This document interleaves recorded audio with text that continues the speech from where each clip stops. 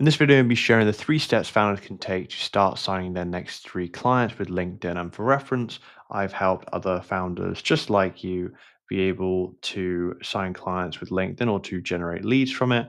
I've also helped myself to book lots of sales calls, which is 5 sales calls in the past 35 days. So this is something that is working.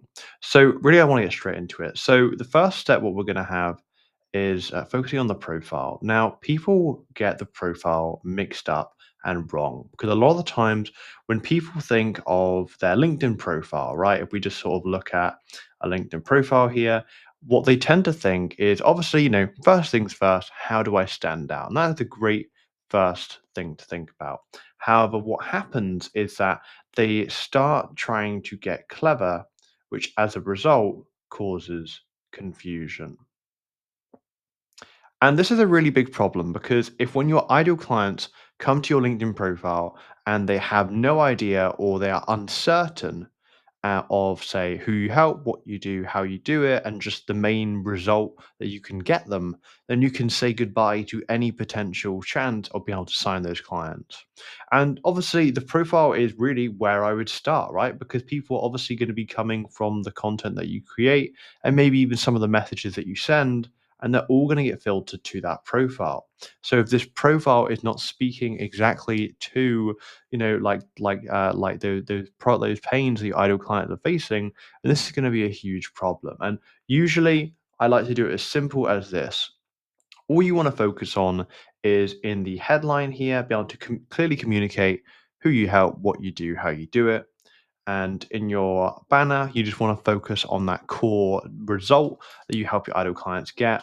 And then further down in your featured section, you want to be sharing or at least featuring the social proof or case studies that show that what you're sharing that you help people with, it works, right? You want to share all of that in your sort of featured section. So that's really the majority of the profile because if you can communicate your like exactly who you help, what you do, how you do it, and the result you get people, and you can show that social proof clearly, that's what matters. So what you want to avoid doing is being clever, which is going to lead to confusion, and instead you want to make sure that you are clear.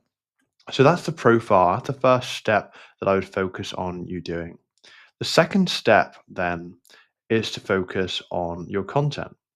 Now, your content is really obviously quite important because once we have that profile solidified and it's really clearly communicating our value and who we help, now we want to attract and convert our audience through content. Now, most people, when it comes to content, have a few misconceptions, and the core, or at least the usual misconception, is the traditional top of funnel, middle of funnel, and bottom of funnel content framework. Now, this isn't necessarily something I think is bad. I still think this concept is okay, but the way most people look at it is flawed. So, the traditional content funnel goes like this: attention comes in to the top of funnel, and then people go from top of funnel to mid of funnel to bottom, and then bottom of funnel to then working with you, right?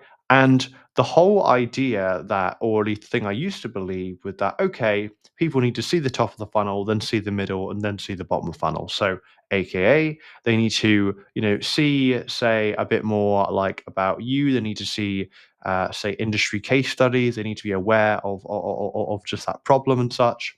Then middle of funnel, they then need to sort of be sort of nurtured a bit more in terms of the problem, in terms of solving it and coming up with solutions. And then bottom of funnel, they then need to see your results and case studies, and then they'll go and work with you. However, in my time on LinkedIn creating content, I realized that this doesn't really work. 'Cause I found that I would have some people who were seeing top of funnel or even middle of funnel content that then went and booked in a call with me, or and so from there I was like, well, you haven't seen the bottom of funnel, so how do you do that? And same goes the other way around, right? Sometimes I'd have people that were booking from bottom of funnel, but they had never seen the middle or the top of funnel content. So I realized that this probably isn't the best way to look at it. So the way I instead now look at it is through the awareness stages that your audience is in, right? Because obviously, in this case, right, when you think about your audience, not all of your audience is ready to buy, right?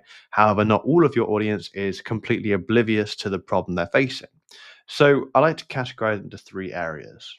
We have problem unaware, which is the people that are unaware of the problem they're facing, right? Sure, they know that, say, for example, like maybe my audience, they know that they're not generating leads, but they don't know that, say, LinkedIn is the solution or LinkedIn would help them, right? So, they have a desire, they want to get this thing. Maybe they've got some form of issue they're dealing with, but they don't know the problem that is causing that, or that, would at least, when they fixed it, would then help them. So if you can create content that helps them become aware of that problem, that aware of that thing that they then need to do or that thing they need to fix, then this is going to help because this is going to make them just shift that mindset. And if you help someone or your ideal client get one step closer to where they want to be, to the thing they want to get, then why wouldn't they reach out to you? Which is why, like as I talked about back here with the whole top, middle, and bottom, this is probably why I would sometimes get booked meetings or at least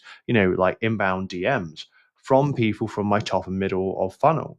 Because this is more traditionally probably the fact that I targeted people that were problem unaware, people that are problem aware. So that's that. So that's problem unaware.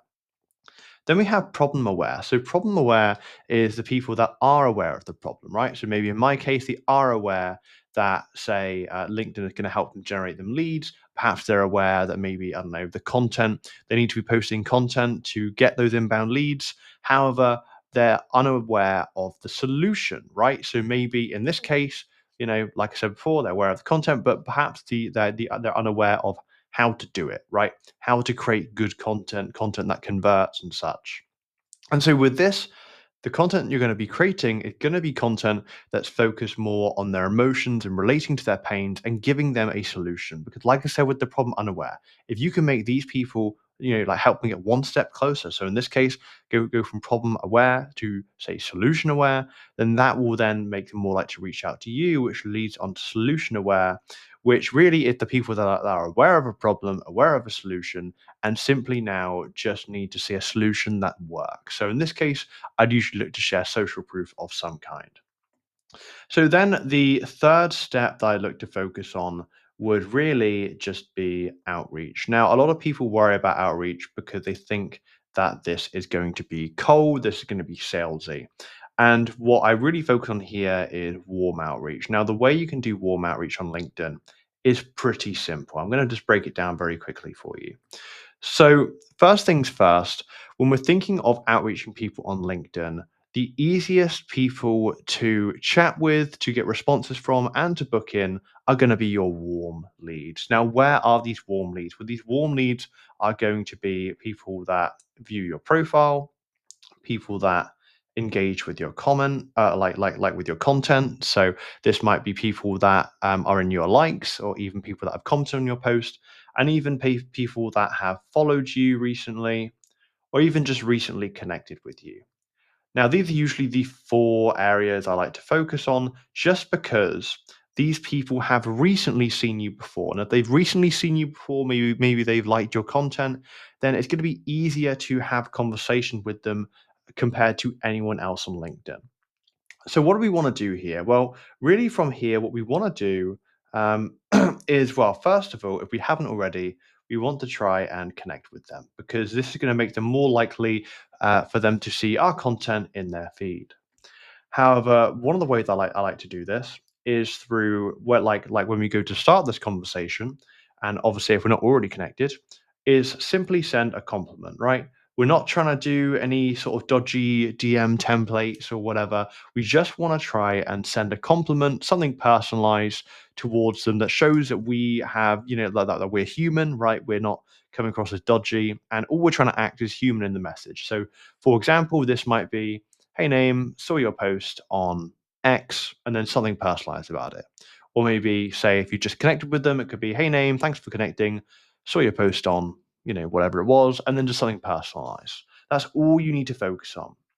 And then really from there, once you've done that compliment, then we're just simply going to start trying to ask questions to identify if they have a problem. Because this is the whole thing, because, right, there's no point trying to sell someone's anything or have a really long-winded conversation if they don't have a problem we can solve. And we'll do this by asking questions, maybe in relation to, well, just really trying to find if they have a problem. So this might be asking questions about, say, their goals, right? And all you want to do is keep asking questions until you can identify a problem. And when you can identify a problem, and perhaps, like, and plus, if they vented a bit to you about it, then that's obviously really going to help. Then that's when you want to propose getting on a call to chat more about it. And even just getting like, and I mean, even just proposing the call, don't overthink it. Even just something as like, hey, it seems like it would be like a good idea to hop on a call to chat more about this sometime, right? Something even as casual as that is going to help you book that call, and it's going to be more prominent. But remember, even just in this process, right? You want to make sure you can identify a problem before you start proposing or suggesting anything. Once you've identified it, maybe you can ask a few questions to better, understand it. But really, from there, you just want to focus on trying to get that call booked, which obviously on that call, you'll then look to then chat and then maybe be able to sign them as well. But overall, that is pretty much the 3 steps that I would look to focus on, for founders to basically sign their next 3 clients with LinkedIn. Now, this is pretty much the exact process I use like with the founders that I coach to basically do just this. So if you are a founder that's watching this and you're curious to learn if or how I could help you, then make sure to book in a call below in the description, or maybe the button below if that's what it is. However, if you're not just sure about that, I do also have a free LinkedIn lead gen community on School, which you can join as well. So, hope you found this video useful, and I'll chat to you soon.